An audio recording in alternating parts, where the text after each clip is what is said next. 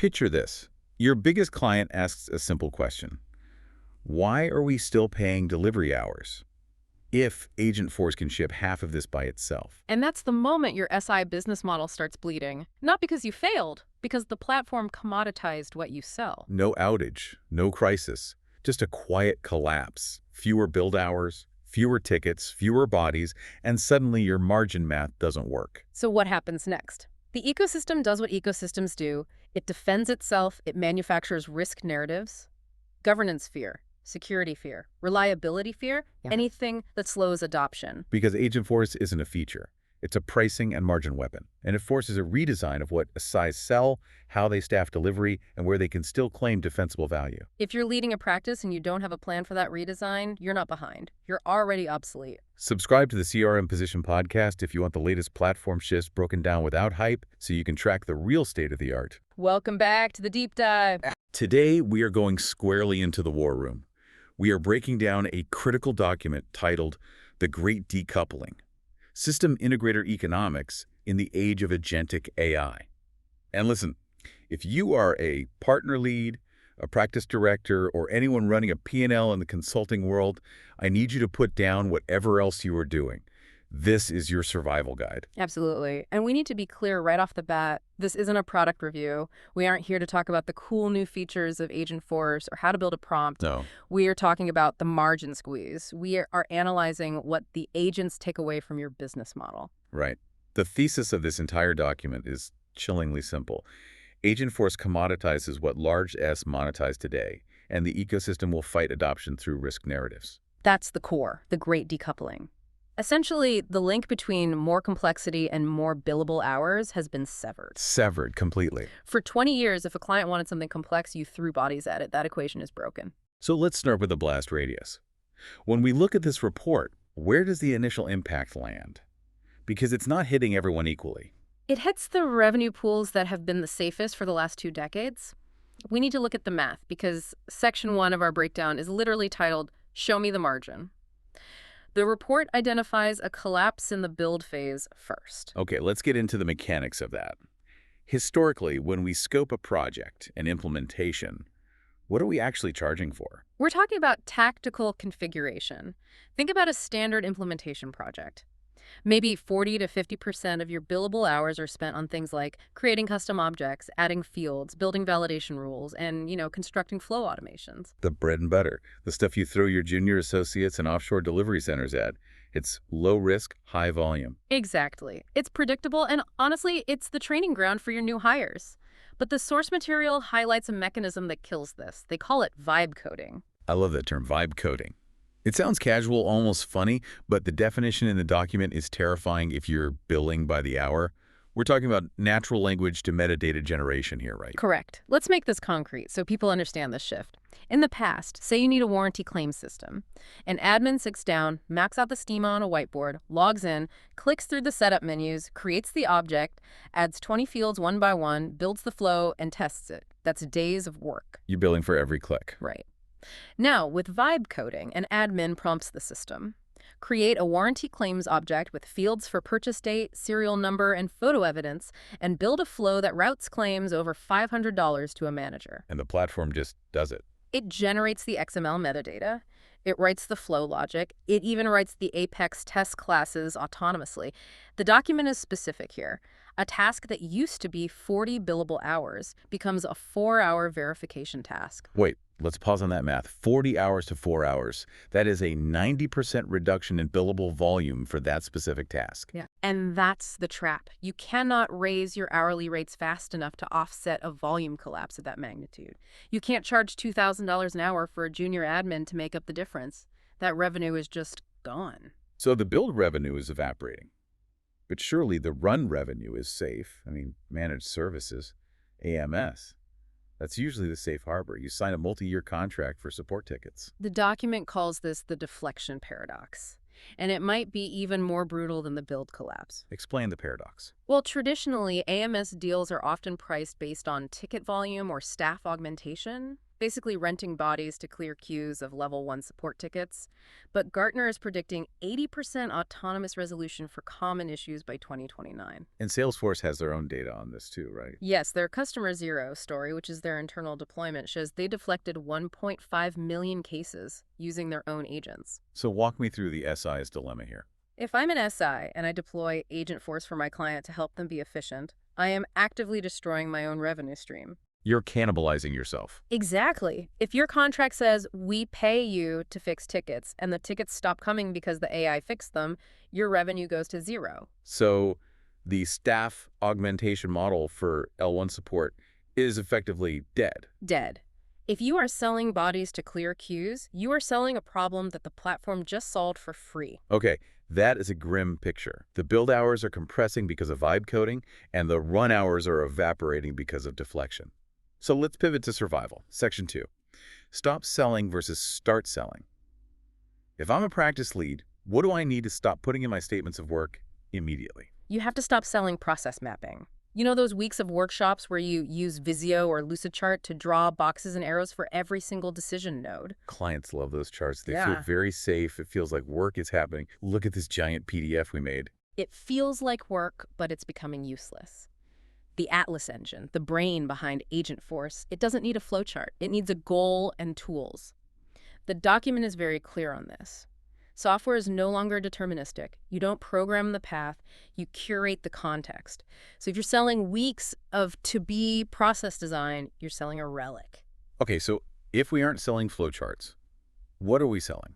What is the defensible control point where we can still charge a premium? Intent engineering. This is a huge shift. Instead of asking stakeholders what they want in a workshop, you use AI mining tools on their data lakes, chat logs, email transcripts to find the intent gap. The intent gap. Define that for us. It's the difference between what the business thinks customers ask and what they actually ask. Usually a business thinks customers want to buy a product, but the data shows customers are actually asking, where's my order? Or why is this bill wrong? So you're moving from being a stenographer taking requirements to a data forensics expert. Precisely. You identify the clusters of intent that need to be formalized into topics the agent can handle.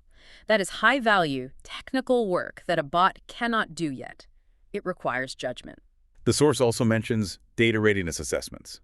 Now, I've seen a million data health checks sold by partners. Oh, you have duplicates? Is this just that rebranded? No, and this is a critical distinction. It's not, do you have too many custom fields?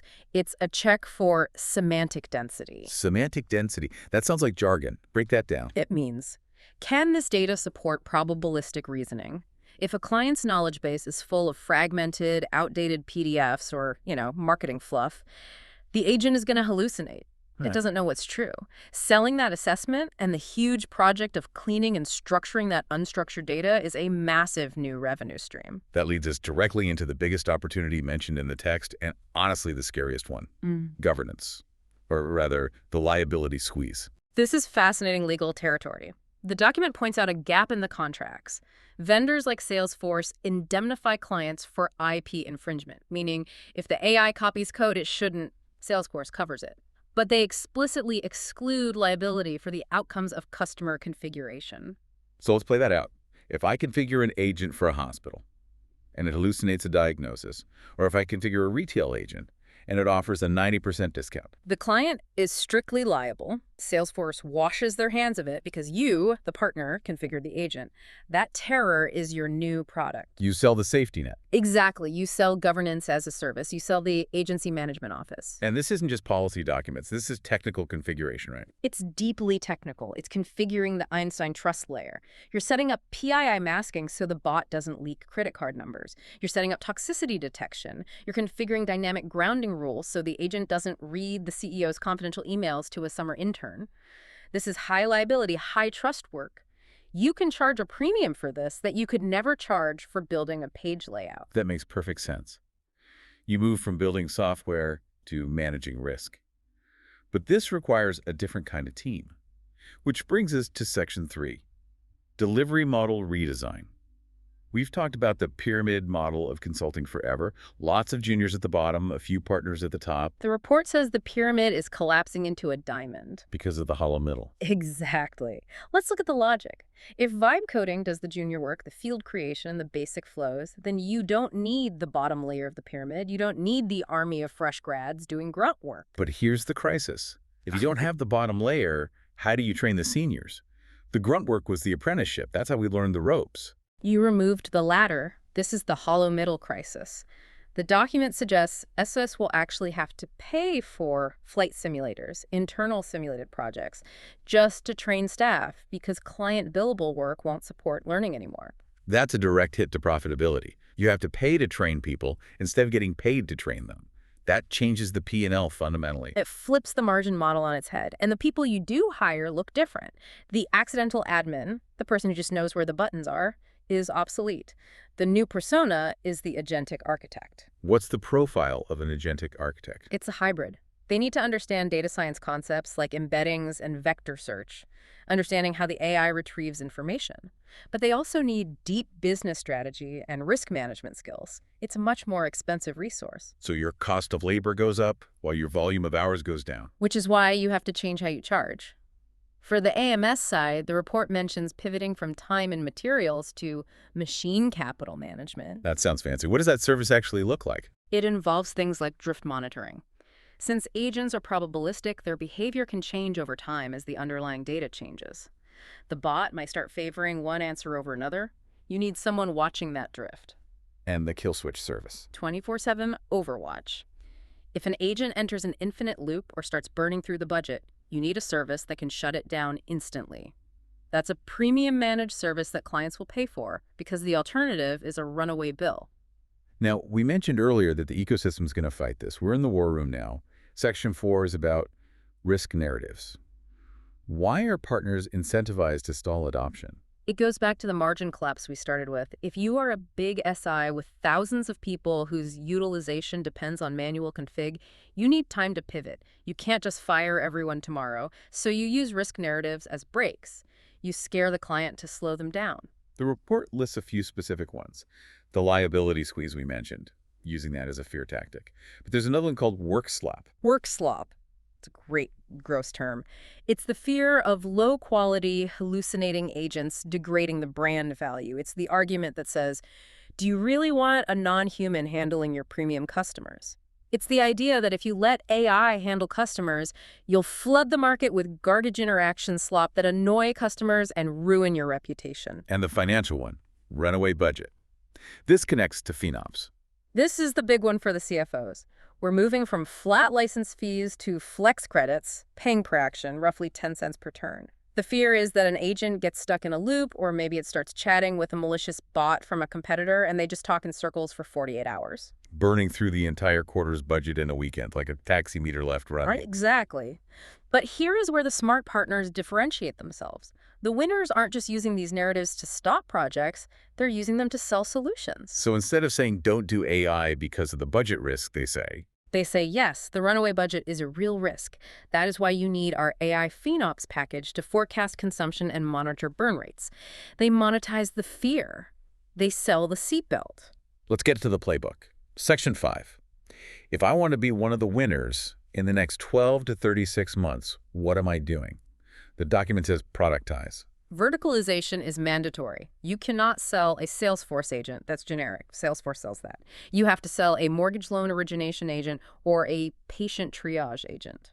Because that implies you've done the intent engineering and the governance for that specific industry. Right. And this ties into the agent exchange concept. Think of it like the app exchange, but for agent skills. Winners will sell pre-built, red-teamed, certified agent libraries. They combat the work slop narrative by selling a certified, quality-controlled agent that knows how to process a loan application out of the box. And on the operational side, there's a concept called optimization as a service. This is really interesting because it ties directly to the client's wallet. This is pure value add. Since clients pay per action, let's say 2 credits per conversation turn, if an agent is chatty or inefficient, it costs real money. So if the bot takes 10 messages to solve a problem, that should take 3. That is waste. If you can refactor that agent, rewrite the prompts, clean the data to get the same result in 3 steps instead of 10, you are saving the client direct cash. You can take a percentage of that savings. It's basically performance tuning for the wallet. So, looking at the landscape, who wins and who loses? The report names names. The losers are the body shops and the generalists. Anyone relying on capacity models or arms and legs is in the blast radius. If your value prop is we have people available, you lose. And of winners. Strategic orchestrators. The report mentions big players like Accenture and Deloitte who can wrap this in massive transformation contracts. But it also highlights boutique vertical specialists. Firms like Coastal and Slalom are mentioned, who are moving fast with launch pads and specialized IP. It seems like the middle ground is the most dangerous place to be. There is no safety in the middle. Right. You either own the massive strategic orchestration or you own the deep, specific vertical IP. If you are just a Salesforce partner with no specialty, you are in trouble. We've covered a lot of ground. The collapse of build hours, the end of ticket-based AMS, the rise of the agentic architect, and the weaponization of risk narratives. Let's wrap this up with a hard takeaway. The hard takeaway is this. The era of implementation is over. The era of orchestration has begun. If your business model relies on the number of hours it takes to build a flow, those hours are going to zero. You cannot fight the math. And looking forward, The accidental admin is dead. Long live the agentic architect. The partners who survive will be the ones acting as stewards of a silicon workforce, not just builders of software. You aren't managing users anymore. You're managing a fleet of digital workers. subscribe to CRM Position to stay current on the most relevant CRM and AI platform shifts deconstructed to understand the real state of the art. Thanks for listening.